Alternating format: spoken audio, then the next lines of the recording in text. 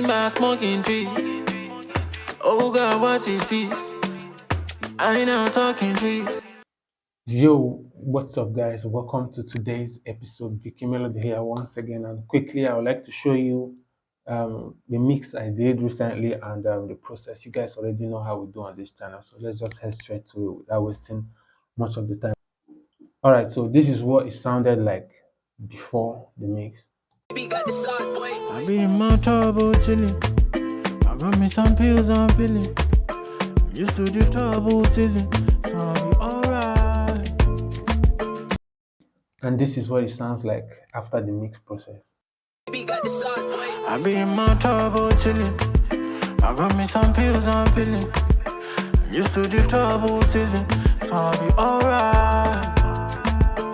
Give me some trees in my vegan. Feeding me, are you feeling me? I be maintained by smoking trees. Oh God, what is this? I ain't not talking trees. Sounds great. So let me show you, take you down to the process of how. And before we start, if you watch the screen, this is the artist did no backups on the song, so it is important to add some delay throws here and there, to spice up and add excitement. So we'll get to that shortly, but let me take off all the processes and show you how we got to this point. Get straight to the point without wasting much of our time. So I be in my trouble chilling. the first thing I added there was an EQ. I use an EQ on the rack, on the channel rack. You guys know how Cubase is set up, so and on the strip I use the EQ just to roll off the low end, so that before you start getting to any of my plugins, I have a low end rolled off. And naturally the strip comes like this. It comes with the insert first before meeting the strip, but you can change the position and have the strip come before your insert. So I had the strip. Had it been I added compression and stuff, it will come before my inserts. So but then I didn't add any of those guys. I just wanted that EQ. Yeah, so my plugin line will not be just excessively full with stuff that are irrelevant. I do this by default. You get, before my project is even open, it's set up like that. So with that, I had an EQ, which I could still have done the roll off though, but my Cubase opens naturally with that roll off EQ. You get. So I was doing some it was a little bit boxy to my ear, doing some low cuts and some high stuff. You get, cutting off frequencies that I didn't like. Then the next thing I had was my noise suppressor, just to take off some of the noise. I think there were areas where I had some noise, so I had to just bring in your noise suppressor. You just do it a little bit. I don't usually cross the 10. You can just keep it around there so it sounds natural. I be in my trouble chilling. Or before then, on the individual tracks, I have my auto tune on it before it goes to the group, because I add all the effects on the group. You get, on the group, but I'll have to route the lead vocals here, and I color my lead vocals blue so I will see them visually and understand what I'm doing. So I have it routed to the group one. So but before it goes out to the group one, it had the auto tune on it with the right key, and I used a very fast retune speed because the artist was already singing close to key. So auto tune does not mess up anybody singing close to key. You get. Then I also humanized it a little bit, like 82% to sound natural. That was pretty much it. Then on my group, the next thing I brought was the VBC rack. This VBC rack comes with 3 series of compression. Again, but I put off the last one because I wasn't using it. I just wanted to use 2 compressors out of here. And what I was trying to get was, with the first compressor, you can also change the position of how you want which compressor should come first. You can arrange them. So I used the first FG red. So I use the FG gray in mastering because it has this ability to glue. They also come as single plugins too. Yeah, but on the rack, I used this particular FG red to get the peaks, these quick peaks here. So I was using a fast attack and fast release, so it hits it and leaves it alone. You get, and for The second one, the the FGMU, I was using it to glue more of the body of the song to give it that consistency. I was still going to do more compression too because I have one favorite compressor that I threw in last in my chain. So after that, and I like to compress, I like to equalize after my compression because during there are some tones compression adds sometimes it's not nice to the sound you're looking for. You get me? So I had this EQ again, doing some cuts here and there where I was finding some sounds I didn't like. Did some dynamic EQing in some places where the errors are not consistent, but they just come and go. I added it there and also did a boost and also did a dynamic equalizer under it because that frequency was sounding nice, but I guess that some pronunciation of words they were sounding harsh, so I had to also bring it down with the dynamic. Get me? I don't know if you understand. So I have two EQs going on in the same frequency range. One is just started bringing it up, and the other one is taking it down anytime those frequencies get too harsh. Then I brought in the DSR to take down the S's. You guys already know. And I brought in my favorite compressor, the CLA2A. It just works on vocals. You get, and it's very simple to use, just two knobs, and it works. I be in my trouble chilling. I got me some pills I'm peeling. I'm used to the trouble season. See our vocal is coming up, and like I said, after my compression, I like to add another EQ again. I just messed up with frequencies. Equalization is for your ears. You don't copy people's equalization. You listen to frequencies that are not sounding good to you at that moment and you bring them down. That's how equalizers work. So telling you to do this, do that on an equalizer on an EQ is deceiving you because your vocal, the vocalist, the mic, the room, everything is different.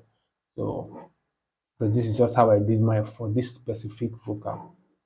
Yeah. So the next thing I had was my triple D. I was taking down is designed to take down three things: boxy areas, the hash areas, and also the SR. But I wasn't using the DSR because I've already done DSing before, but I'm still going to do another DSing later. But look at the frequencies I was cutting down, boxy areas, because the vocal was a little bit too boxy. I be in my trouble chilling. I got me some pills I'm peeling. See that the frequency I was taking it down just a little bit. Then also the hash area. I be in my trouble chilling. I be in my chamber smoking trees. Oh God, what is this? I know talk. Get. So those two, I was using the triple D to do that. Then I brought in one of my old favorite plugin, Vitamin, boost a little bit of the highs to give it some shine, and boosted a little bit of the mid to give it some kind of body. I be in my chamber smoking trees. Oh God, what is this? Then with that, I now brought in another DSI because I on this particular Vitamin I did a little bit of too much of high spice. So I was using the DSI now to now keep it in check. I be in my chamber smoking trees. Oh. Then on my post inserts, I had um, distortion on it. So I like to add distortion sometimes to my vocal, or sometimes I'll add a stereo doubler on an effect track, depending on the mood and what I'm going for. So distortion adds some kind of excitement to your vocal. I will exaggerate it to hear the distortion, then I will take it down. So it's almost not there, but it adds some kind of weight and lifts the vocal a little bit. I be in my chamber smoking trees. Oh God, what is this? I know talking. So that was just you play around with your drive, your attack and stuff, and to get the desired color you want out of it. So with that, and I like to keep an EQ last.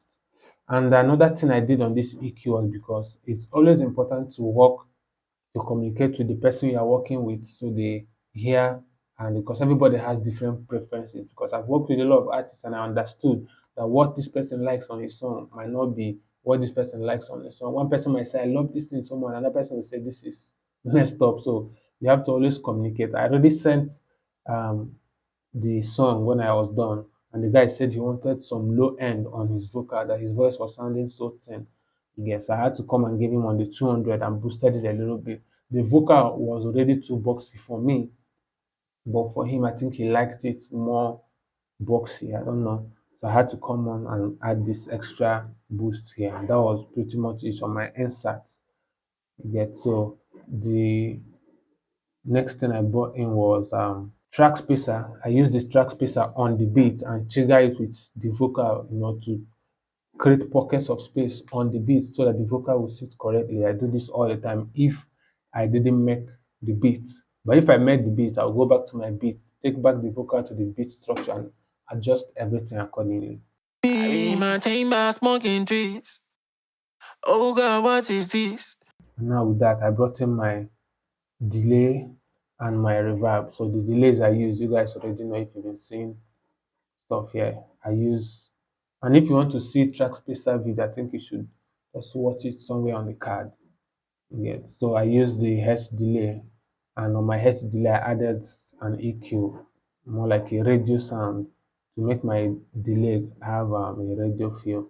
Then I use the manual reverb, yeah, and also added another EQ in my reverb to EQ my reverb to taste. I be in my chamber smoking trees.